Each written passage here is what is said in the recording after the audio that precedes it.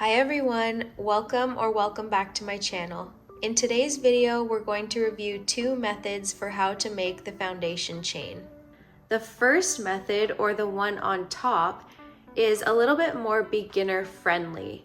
And the second method, or the one on the bottom, is kind of beginner plus. It's still beginner friendly, but just takes a couple extra steps to get this braided border that you see here on the bottom. So let's get into it. Let's review these two methods for how to make the foundation chain of your chunky knit blanket.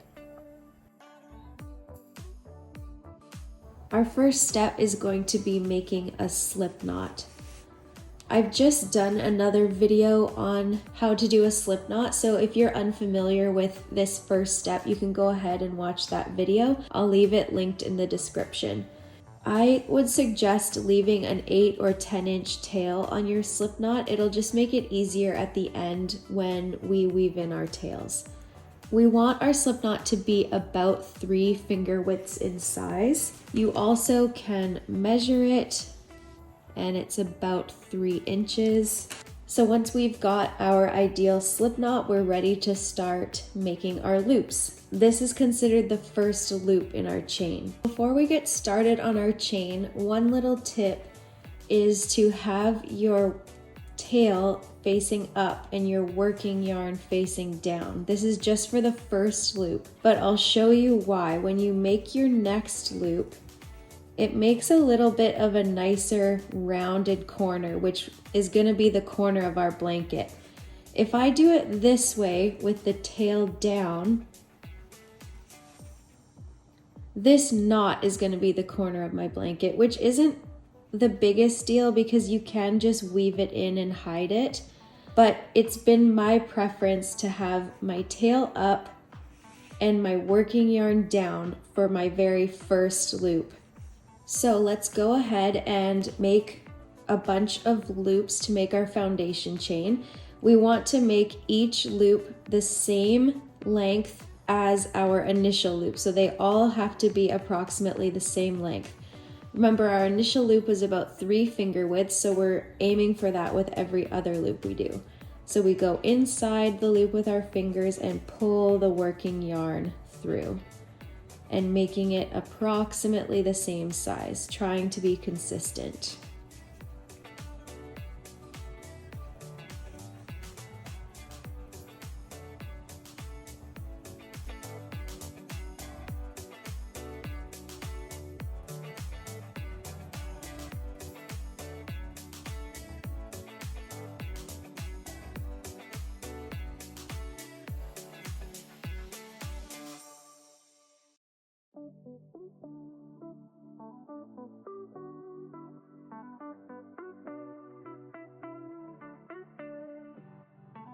I've finished off here at 20 loops, which is all I'm going to do for this example. But if you're making a bigger blanket, a more standard size blanket, I would recommend doing at least 30 loops for your project. To do our next row, we're going to start from right to left. We just worked left to right, and now we're going to go right to left.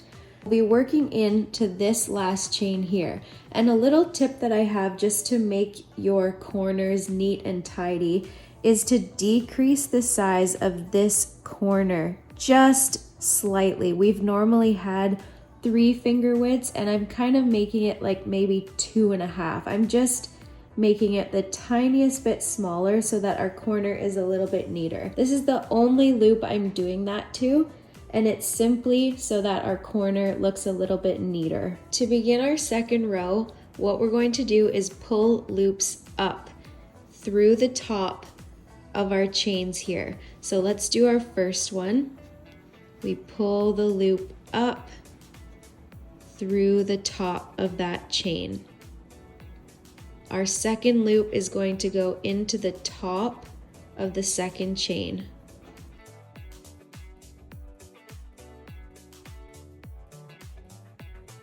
Third loop into the top of the third chain.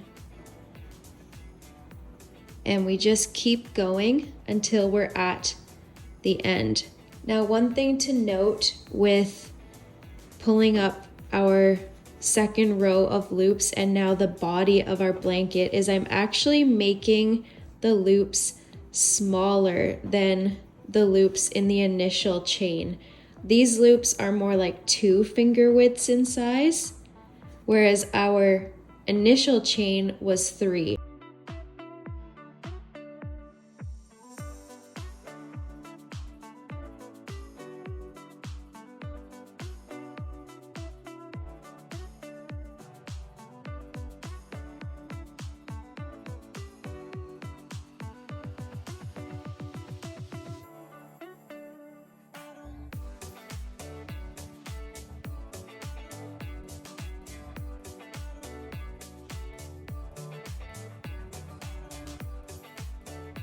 Now I'm at the end of my second row, and the most important thing to do is double check that you actually got every loop. So remember, we started out with 20 chains, so we're going to be looking for 20 loops in our second row. Another thing to look out for is that your blanket is pretty much straight. A red flag is if your blanket is doing this, because that would mean that your foundation chain is too tight. So keep an eye out for that. It's a lot easier to rip it up and start over when you're only 2 rows in, as opposed to 5, 6, 7 rows in, and now you have to start over and lose a bunch of time's work. Our second method is very similar in concept. It just has a few extra steps that's going to give us a braided border. So again, we start out with our slip knot, approximately 3 finger widths in size, and we begin our foundation chain the exact same way, making our loops consistent in size.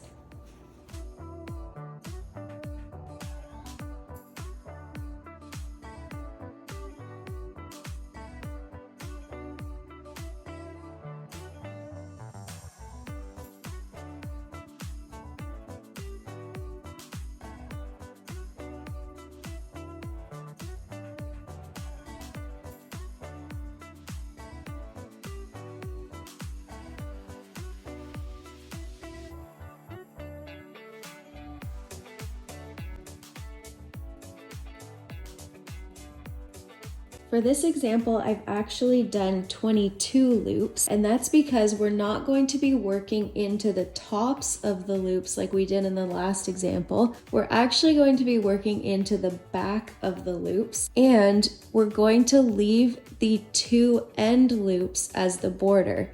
So our body of the blanket is still actually going to be 20 rows or 20 loops wide, but we're accounting for the border that we want to have. So this loop on the end and this loop on the end are kind of reserved for our border. These little nubs are what we're going to be working into. I've heard people call them dragon lumps or dragon humps, which is amazing. So we're going to be working into these dragon bumps. I don't know, something about a dragon. We're going to be working into these bumps on the back of our loops. So this is how we were working before. We're now flipping it over and working into these little bumps. I'm just going to count to double check that I do actually have 20 bumps to work into.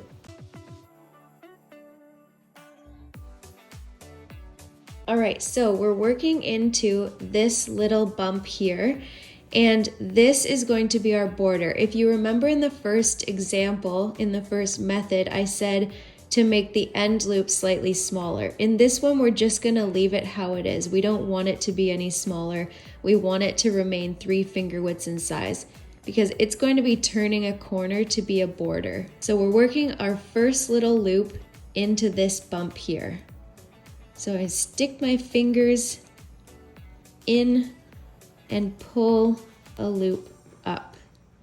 You might have to adjust your end loop there to accommodate your first loop, but there you go, that's how it should look. And your first little loop, similar to in our first method, we want the body of our blanket, the body loops, to be slightly smaller. This is kind of like 2.5 finger widths in size, whereas these were 3 finger widths in size. Let's continue putting our loops into our little bumps.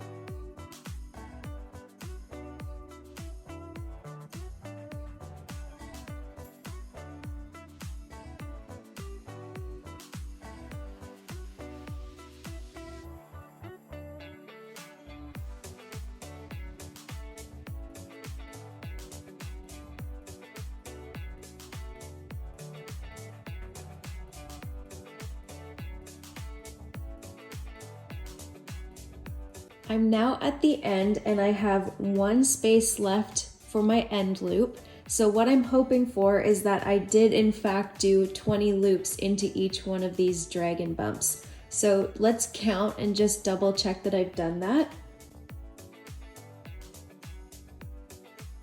So I have done 20, and then I've also got this loop here, which is a part of my border that's being left off to the side for now. Into this last loop, I'm going to put a larger loop, which is going to be part of my braided border. It's about 3 finger widths in size, and I'm leaving it off to the side as my border. It's going to build up this way. Let's work another row this way. Again, we're going to be leaving this loop out because it's part of our braided border, and we're going to be working into this first loop here. So we pull a loop up and keep it about 2 finger widths in size. And keep going, pull loops up.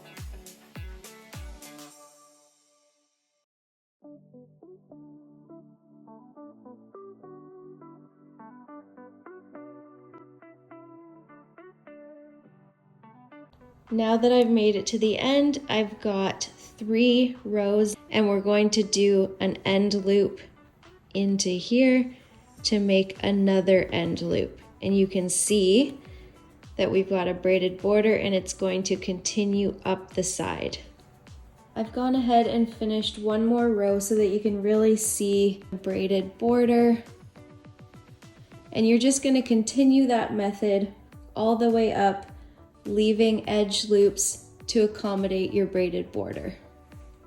I hope this tutorial was helpful. Let me know in the comments which method you think you want to try out. And don't forget to subscribe so you don't miss another video.